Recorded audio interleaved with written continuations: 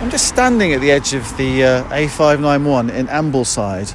I'm visiting the Armitt Museum, which I've actually never visited before, the Armitt Museum, Gallery and Library, because the Armitt Museum is part of the Helping Hands project, an ambitious 2-year project to transform cultural volunteering here in Cumbria. And Helping Hands is aiming to improve community well-being, grow capacity, I'm reading something here, and workforce diversity across the Cumbrian culture sector. And I guess its ambition is to break down barriers to volunteering that exist across a large, complex, rural county like ours.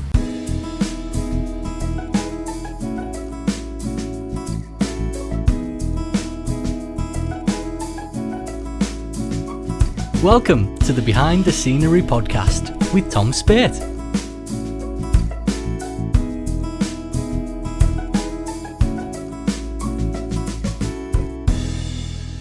So, standing at the main door here, I'm with one of the people that's come through Helping Hands and is now a volunteer here. Hello. Hello, I'm Elwyn Evans. Nice to meet you. And how long have you been a volunteer here? I started here, I would say 5-6 months ago. There's a big white van just reversing there because they're putting on some repairs here and also a show here today. And I guess as a volunteer here, you've got to keep an eye on things like that as well. There's always something going on here. I joined, having gone through the Helping Hands Gateway, as I call it, to then contact Faye, the curator of the museum here, and then I started work as a volunteer, which I do every fortnight just for the morning. We'll hear from Faye a bit later on. Let's just go in through the door here. I'll follow you because you're the person who knows what we're doing. Now we're at that's what I call the front of hall, as it were. Yep. This is where I do my work every fortnight. Okay. Well, let's just wander through these double doors here and get away from lots of people chatting away and talking here, various things.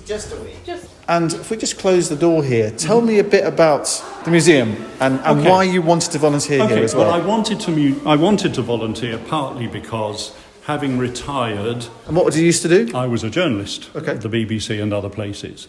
We then took the decision to move here to Ambleside full-time. And one of my leisure loves, say, was to go to museums in London and elsewhere. And we then visited the Armitt and thought it was a lovely museum, doing wonderful things in what is a relatively small space in a relatively small town. And that's how I then got in touch with Faye and said, is there anything I can do? Given that I have very little knowledge of the way museums are run, of what Faye does as a curator, but I'm learning as I go along. Okay, and Helping Hands was the sort of, you say that you called it the gateway. Yeah. That was the way that you could see what opportunities there might be. Initially, I went online to see if there was one site that might lead me towards being here.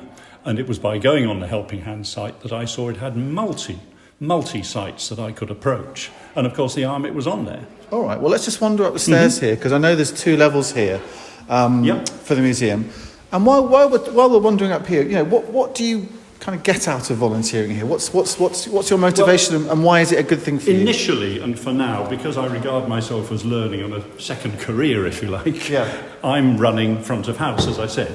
So I'm happy to meet people as they come in, introduce them to the museum, tell them what they can see in the museum, take their money, and the rest they do themselves. Right, okay. Well, let's wander through the offices here. And I can see downstairs something being set up for some sort of talk.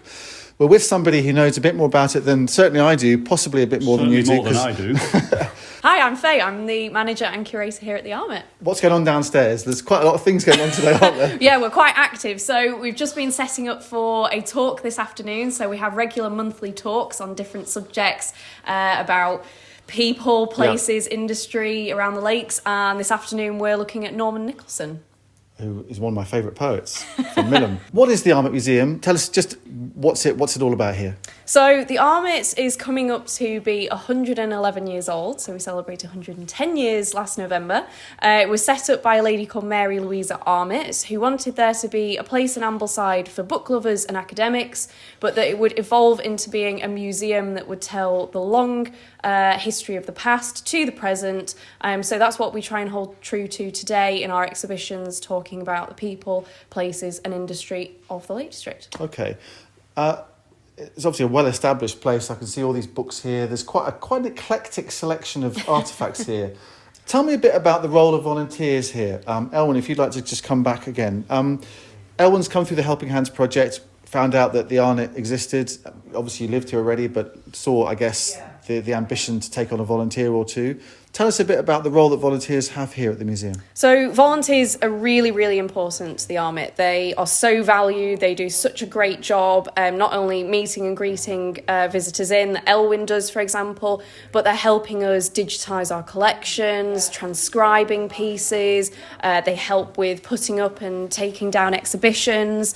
So all sorts of things. And they're a real lifeblood of the organisation. We're a small team of staff. More volunteers than staff, okay. And so we're looking to grow that, and you can get involved in so many different sorts of things, so just come in and talk to us. I love volunteers. We're really open to lots of different people coming and experiencing volunteering, from whether you're retired and perhaps looking for something to fill your time or meet new people, or for if you're particularly socially isolated and you want to obviously get back into community or build up confidence. But we're also, really open to students coming in. We've had students on work experience coming here, so learning skills about not just the museum sector, but building confidence maybe to talk with people and understand how to research or look into a particular object. So we've had students from Kendal College come in. They've done some assessment analysis on our social media, for example, and they've also done some research on mystery objects, which we haven't known what they are in the collection, and they've helped us to discover what they are. Gosh, it's quite a labyrinth of rooms here, learning through the natural world, various objects in glass cases, as you kind of expect in a museum, but also some Charlotte Mason memory book. We invite you to leave your own comment, story or word of thanks in this special centenary year, 2023. So it's a really vibrant museum that feels it's of the moment as well as of the past. Helping Hands is across the county, and one of the people that helps organise and gets volunteers engaged with different cultural institutions is with me now. Hello, my name is Pat Gibson, and I'm the Inclusive Volunteer Lead for the South Central area. The ambition of Helping Hands is to increase participation in the arts and culture sector, and particularly supporting people who don't traditionally volunteer to come into the arts and culture sector. For example, I work with schools and colleges in our area and encourage them to consider coming into museums and art galleries and art centres as part of their vocational experience.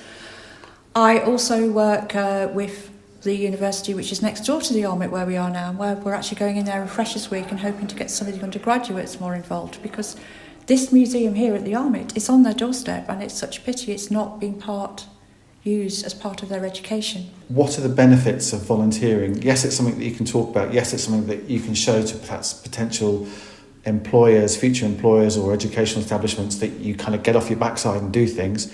Are there other benefits from volunteering as well, do you think? This week is Cumbria Opera Festival, so I've got about 40 additional pop-up volunteers who are actually helping with the festival. And not only do they help Cumbria Opera Group continue, because it's a very small, very young organisation, but they also get a great experience as well, because they're like, tomorrow they'll be seeing Don Giovanni in Grange, so it's very much a buy-in there where they're helping and they're getting something back.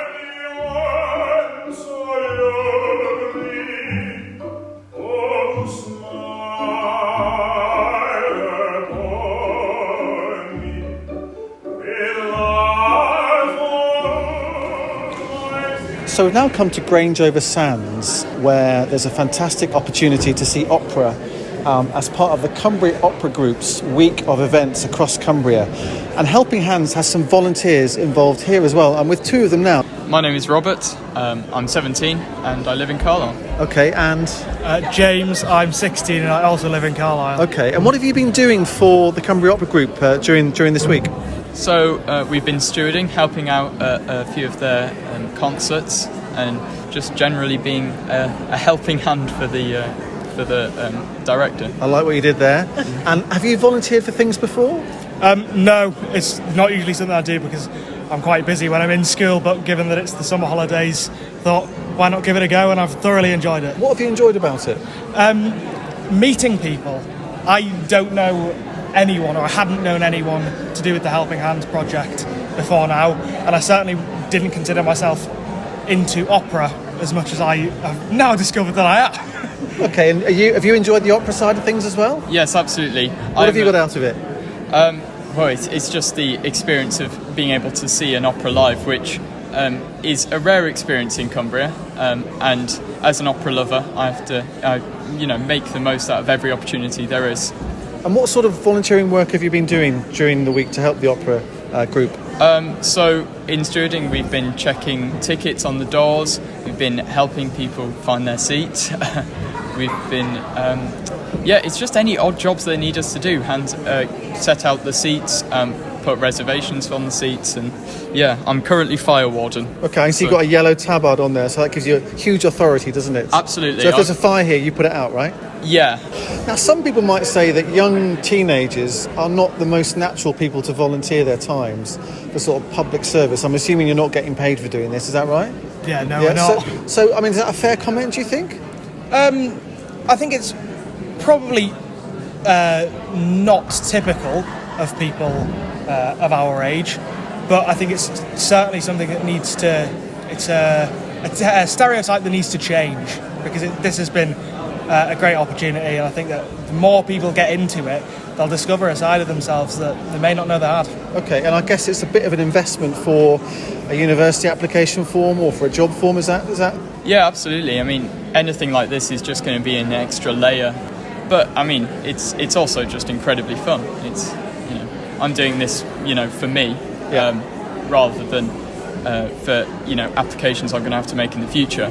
But that's just an added bonus. Okay, lovely. Now, with me also is Kate Parry, who runs the whole Helping Hands project for the Cumbrian Museums Consortium. Have I got all that right? Yep, that's absolutely right. So how does it make you feel listening to these two chaps talking like that? Just brilliant, because that's just what we wanted with the Helping Hands project. We wanted people who'd never volunteered before in the culture sector to give it a try, really, and see what they could get out of it, and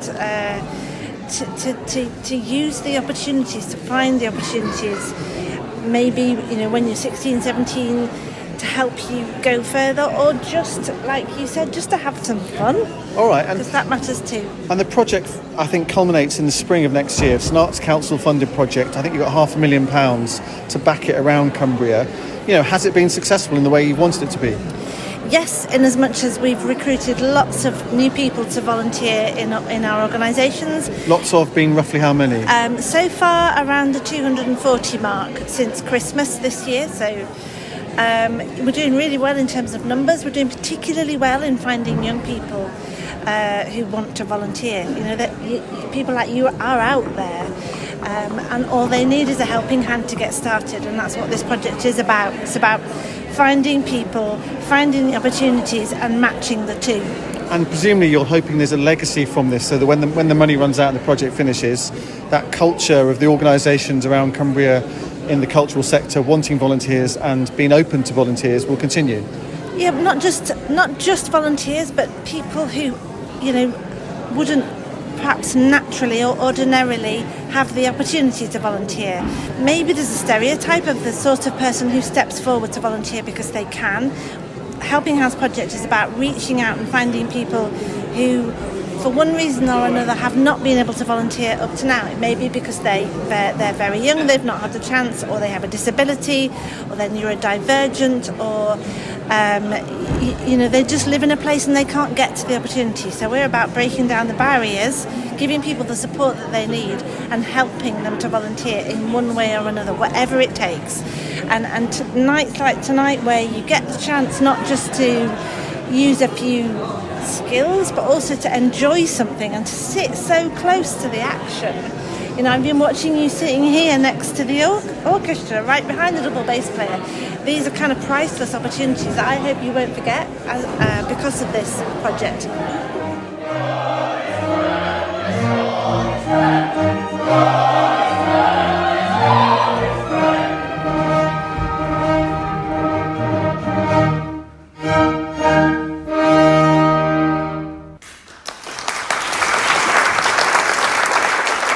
A wonderful evening of Don Giovanni at Grange, put on by the fantastic Cumbria Opera Group. Kate Parry there from the Cumbria Museum Consortium with two young volunteers, Robert and James. That's it for this edition. Do contact me on email if you want me to visit you via hello@cacn.co.uk, and do subscribe to, spread the word about and share this podcast, and let me know if you want me to get behind the scenery where you are.